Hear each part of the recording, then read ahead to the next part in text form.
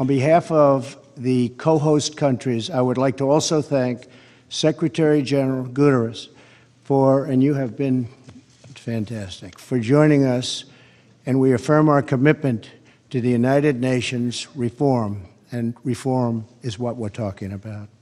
I applaud the Secretary General for laying out a vision to reform the United Nations so that it better serves the people we all represent.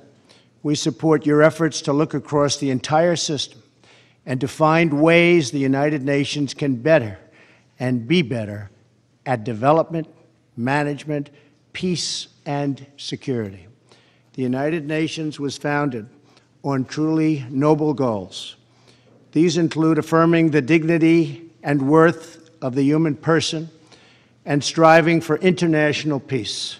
The United Nations has helped advance toward these goals in so many ways: feeding the hungry, providing disaster relief, and empowering women and girls in many societies all across the world. Yet in recent years, the United Nations has not reached its full potential because of bureaucracy and mismanagement.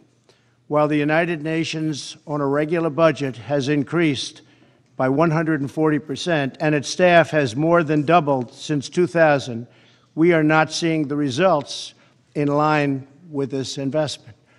But I know that under the Secretary General, that's changing, and it's changing fast, and we've seen it.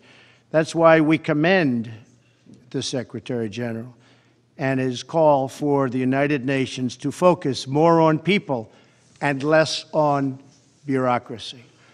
We seek a United Nations that regains the trust of the people around the world. In order to achieve this, the United Nations must hold every level of management accountable, protect whistleblowers, and focus on results rather than on process.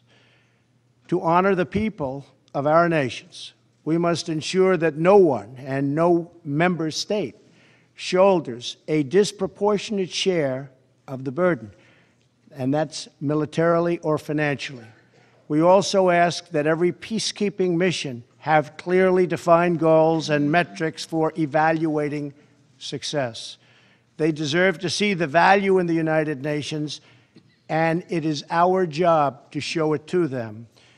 We encourage the Secretary General to fully use his authority to cut through the bureaucracy, reform outdated systems, and make firm decisions to advance the UN's core mission.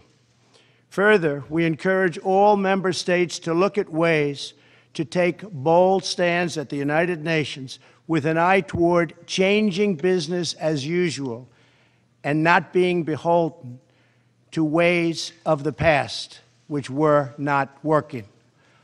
Mr. Secretary General, the United States and the member states present today support this great reform vision.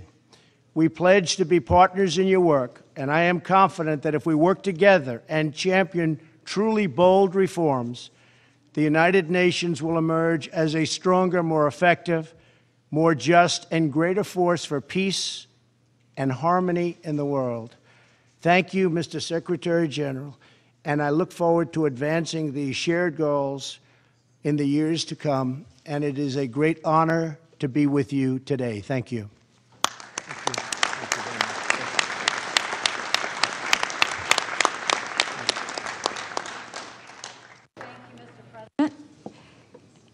I came to the United Nations about the same time as the Secretary General. He and I share a mission to find value in the UN. We share the goal of a better United Nations, not a cheaper UN or a more expensive UN, not a smaller one or a bigger one, a better United Nations, an organization with the trust and the capability to deliver on its mandate to promote peace, security, and human rights. Over the past 8 months, he has been a partner and become a friend. His leadership brings us together today. Ladies and gentlemen, Secretary General Antonio Guterres.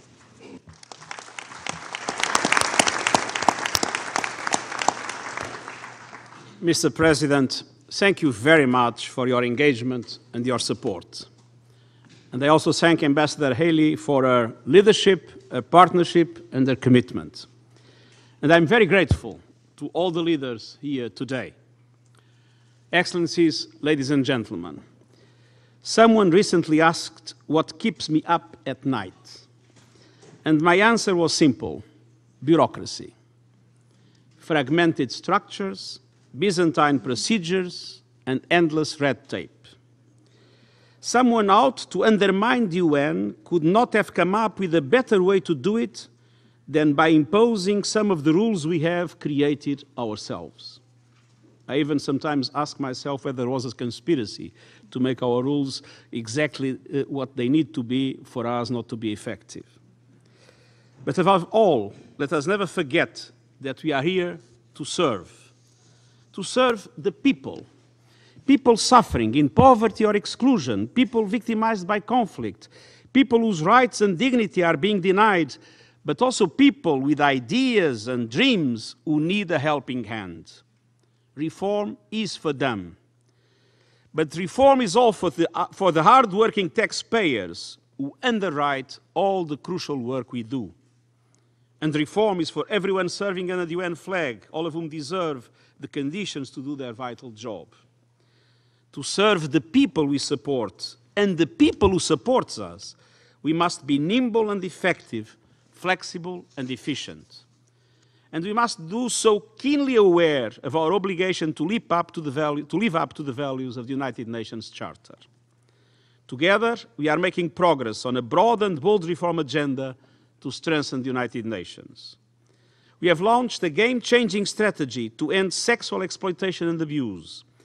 We have embarked on plans to achieve gender parity in the UN, to protect whistleblowers and strengthen counterterrorism structures.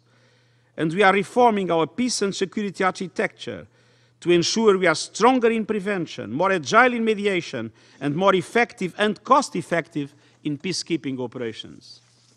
We are reforming our development system to become much more field-focused, well-coordinated and accountable to better assist countries to the 2030 Agenda for Sustainable Development, our contribution to a fair globalization. And to underpin all these efforts, we are pursuing sweeping management reform to simplify procedures, to decentralize decisions with greater transparency, efficiency, and accountability. These efforts reinforce each other, and they are all grounded in overarching principles. We are a global organization. 90% of our personnel serve in the field, and we need to bring decision-making closer to the people we serve. Trust and empower managers, reform cumbersome and costly budgetary procedures, and eliminate duplicative structures. Mr. President, you often have said, and you repeat it today, that the UN has tremendous potential. All of us have the responsibility to make sure we live up to it. Our shared objective is a 21st century UN focused more on people, less on process, and as you rightly said, more on delivery, less on bureaucracy. We know that the true test of reform will not be measured in words in New York or world capitals. It will be measured through tangible results in the lives of the people we serve and the trust of those who support our work through their hard-earned resources. Value for money, while advancing shared values, that is our common goal. And I thank you very much for your support for these vital efforts. Mr. President, many thanks.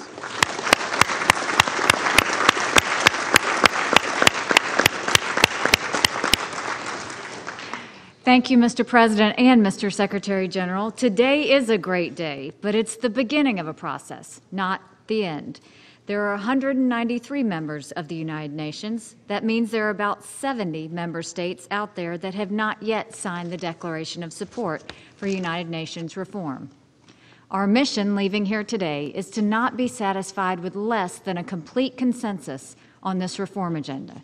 We are always stronger when we speak with one voice, and the future of this institution is worth the extra mile. Our goal is to convince the delegations that have not yet signed the declaration to join the effort for a more efficient, accountable, and transparent UN. The United States believes we can make history by coming together as a true global community for reform. In the coming weeks and months, we will be considering the Secretary General's broader vision. This is an opportunity for all of us to seize this moment and ensure that the United Nations remains relevant. We must challenge traditional mindsets, inertia, and resistance to change. We will do this together. I hope we can count on your help. Thank you again, and let's make it a new day at the United Nations.